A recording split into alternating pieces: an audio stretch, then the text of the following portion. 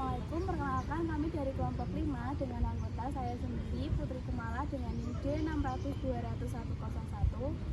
Saya Faradinan Koimah, NIM D600-200-085. Saya Widani Sayunan Putri dengan NIM D600-2071. Saya Fadila Ina Sudiawati dengan NIM D600-200-107. Ya, Assalamualaikum warahmatullahi wabarakatuh. Kami dari kelompok 5 akan wawancara tugas mengenai analisis perencanaan dan perusahaan. Nah, di sini saya Fadila dan teman saya Farah dan ada teman-teman yang di belakang layar, yaitu ada Kumala dan Widyanisa. Di sini kita mau mewawancarai salah satu UMKM, yaitu tentang konveksi di Nadiem Store. Nah, di sini kita langsung bertemu dengan pemiliknya. Silakan bisa mengenal terlebih dahulu. Oh ya, sebenarnya ini perkenalan nama apa? Bisnis dulu ya. Iya. Buat nama sendiri, saya sebagai owner ya, Taufik Hidayat. Terus saya sebagai owner di Nadiem Store. Nah di sini saya memiliki kurang lebih ya 10 karyawan seperti itu. Nah untuk bidang usaha sendiri itu di garment ya, di tekstil. Jadi untuk kita manufaktur di bidang tekstil seperti itu. Dan untuk profil saya sendiri, saya alumni UMS Teknik Industri angkatan 2018, umur 22 tahun seperti itu. Mungkin bisa saya kembalikan ke pertanyaan lagi. Ya, untuk asalnya dari Mas Taufik itu. Oh ya, untuk asal sendiri saya lahir di kota Solo ini ya, seperti itu. Berarti usahanya ini juga mulai dari Solo ya? Nah untuk usaha sendiri itu ada 2 tempat. Jadi kita kan produksi ya, produksi sendiri.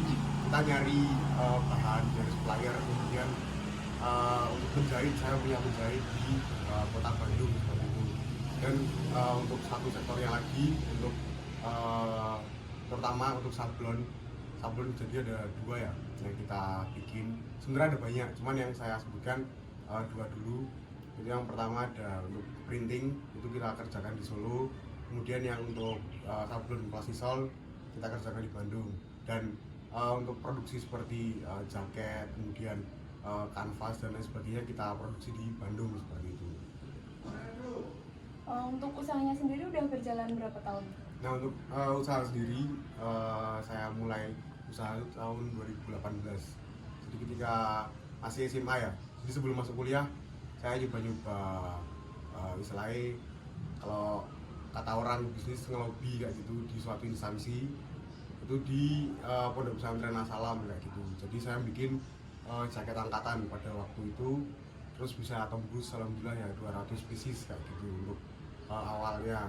Nah itu pun nggak mudah, jadi memang kita nyoba-nyoba. Jadi awalnya itu saya nyoba 3 orang, karena kita butuh orang yang pernah berhubungan dengan instansi tersebut. Nah teman saya itu dia alumni di Pondok Pesantren As-Salam itu, jadi bisa istilahnya kita masukin proposal kerjasama di instansi tersebut kayak gitu. Untuk aktivitas dari Binade sendiri yang sering dilakukan itu apa? Nah untuk maksudnya aktivitas apa ya? Yang usahanya gitu. Ya untuk aktivitas sendiri mungkin saya kasih contoh, karena kita sementara ini ya paling banyak produksi di PDH, jadi pakaian dinas harian ataupun PDL, pakaian dinas lapangan kayak gitu. Kita udah beberapa kali kerjasama sama instansi negara juga, terus instansi daerah juga. Nah di sini untuk aktivitas sendiri, jadi untuk produksi suatu pakaian itu kan pasti kita nyari bahan ya.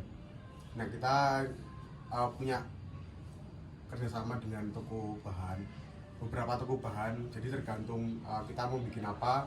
Kalau misal kaos berarti kita kerjasama dengan bahan katun kayak gitu. Kemudian untuk PDH kita kerjasama dengan bahan drill, yang dimana itu punya toko bahan sendiri-sendiri di setiap sektor bahannya. Nah kemudian setelah kita dari bahan, kan bahan mentah nih ya, bahan mentah terus jadi bahan, kemudian kita kan punya penjahit. Nah penjahit saya di Bandung kayak gitu. Nah kita jahit, kita bikin pola dulu, kan di sini ada permintaan, kita kan make by order kebanyakan ya. Jadi permintaan tadi kita bikin pola kan pasti ada custom size seperti S, M, L contohnya kayak gitu. Nah kita bikin pola berapa banyak di setiap size-nya. Kemudian kita setelah bikin pola, sebelum kita jadiin ke pakaian jadi, kita masukin di bordir dulu. Jadi kan pasti kalau pakaian dinas itu kan pasti kebanyakan di bordir karena dia bahannya drill kan, bukan bahan cotton. Nah kalau bahan cotton itu di sablon ya kalau kebanyakan. Nah kemudian setelah dibordir jadi sesuai permintaan, mungkin logo, nama dan lain sebagainya, baru kita jahit full kayak gitu. Nah kemudian kita packing plastik, kemudian packing kalau karena kita kan pakai kargo juga, jadi ada kerjasama dengan kargo biar misalnya kita bisa dapat free ongkir dan lain sebagainya. Kita udah memahami di sektor kargo juga, jadi untuk pengiriman juga kita safety lah istilahnya. Mungkin itu untuk aktivitasnya. Mungkin balik lagi kan tadi kan namanya Bella Dance Store. Itu tuh terinspirasi dari mana atau arti dari nama perusahaannya itu apa sih mas sebenarnya? Oh ya, sebenarnya saya iseng-iseng sih kalau nama sendiri ya. Dulu sempat namanya pernah topik industri juga pernah. Nah terus dilihat kan lucu gitu kan. Nah terus kemudian kita ganti ke nama penjahat. Jadi kan ketika saya melihat film terus ngelihat ya istilahnya ngelihat apa sejarah-sejarah gitu ya. Sebenarnya nggak suka sejarah sih, cuman ngeliat-ngeliat aja. Nah di situ pasti tokoh antagonis kan dia keren gitu kan, lebih keren dari tokoh protagonisnya istilahnya. Nah mungkin kemudian saya cari nama-nama penjahat kayak Pablo Escobar, kemudian tadi Bin Laden ya, bersama Bin Laden, kemudian John Kay penjahat Indonesia. Nah di situ beberapa nama penjahat itu udah dijadiin nama store sama orang-orang lain ya gitu. Nah yang belum ada Bin Laden Store, ya udah kita bikin nama ini kayak gitu. Itu sih awal mulanya. Untuk kan tadi kan ada sistem ngelobinya. Sebelum sistem ngelobi buat yang pertama kali itu, kok ada kepikiran untuk sampai membuat konveksi itu kenapa? Oh ya, jadi gini, mungkin karena latar belakang keluarga juga. Jadi kan kita notabene keluarga besar juga kan di tekstil ya, ada yang pabrik, ada yang istilahnya punya konveksi entah batik, kemudian jaket juga, orang tua sendiri kan jaket, berbagai jenis jaket kayak gitu kan.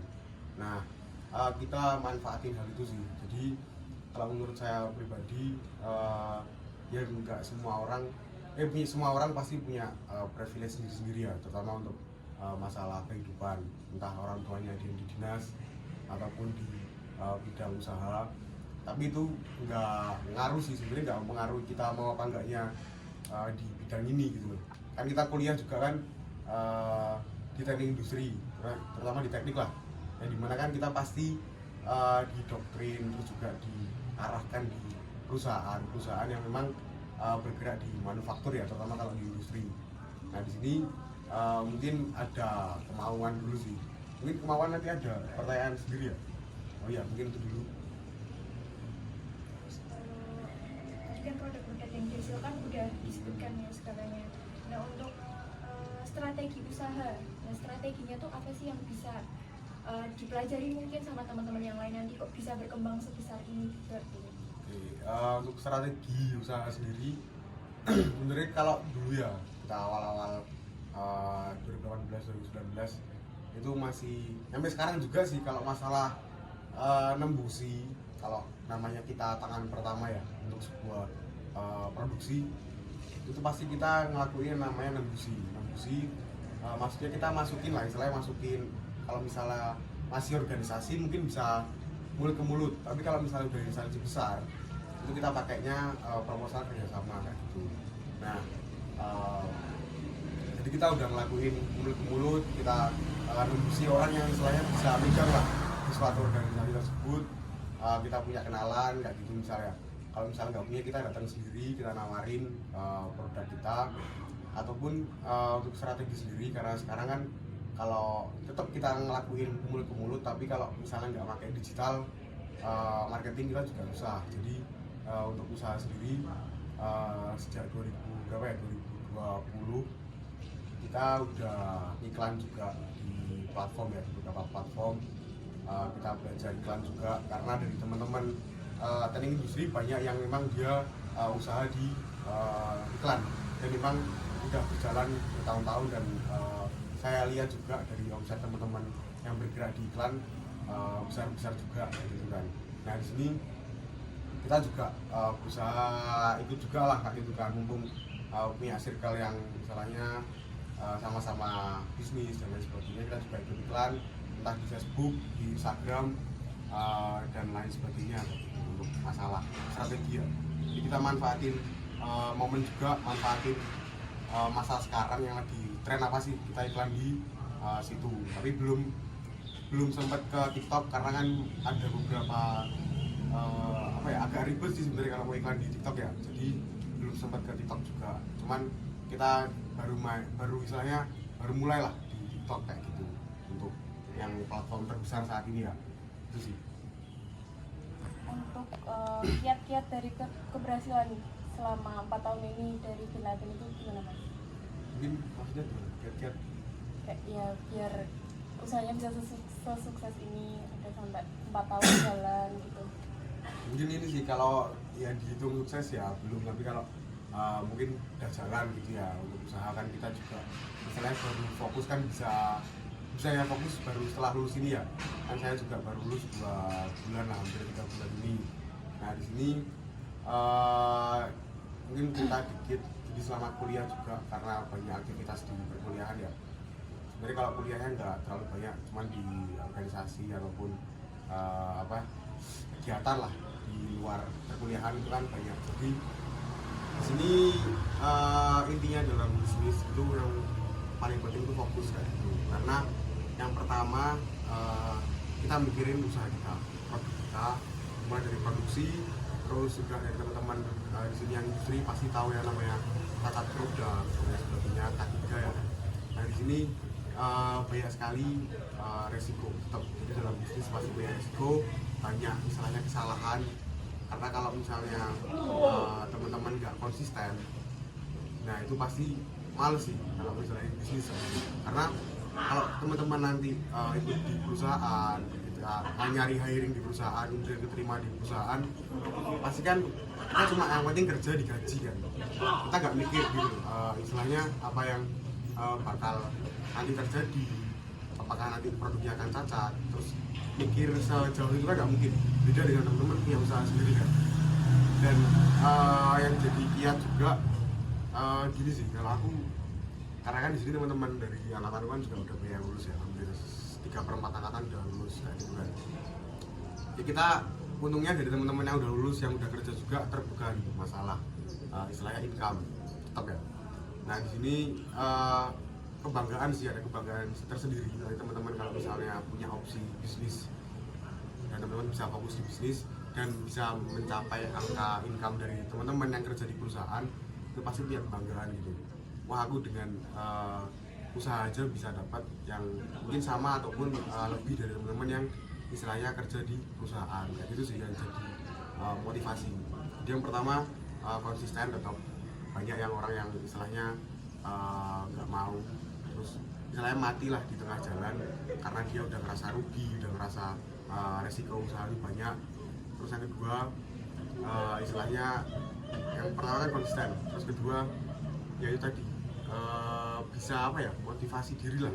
Jadi ngelihat ada perbandingan dengan teman-teman yang dia ikut kerja di perusahaan manufaktur, tapi kita juga bisa dapetin income mereka gitu, dengan mereka yang digaji ataupun bisa lebih, karena namanya orang usaha kan pasti dia punya target setiap tahunnya kan, nggak mungkin stuck kayak gitu, pasti punya plan-plan ke depannya yang istilahnya buat muterin uang terus gedein usaha dia kayak gitu. Mungkin itu sih. Cukup sih Mas wawancara Ya. untuk tahap pertama ini. Mungkin terima kasih sudah meluangkan Itu ada waktu. berapa tahap kalau boleh tahu? Itu nanti akan berkelanjutan Oh iya, sampai siap. akhir kayak gitu. Terima kasih Mas atas waktunya. Mohon maaf sudah mengganggu dan mohon maaf apabila dari kami ada kesalahan kata. Sekian, wassalamualaikum warahmatullahi wabarakatuh. Waalaikumsalam.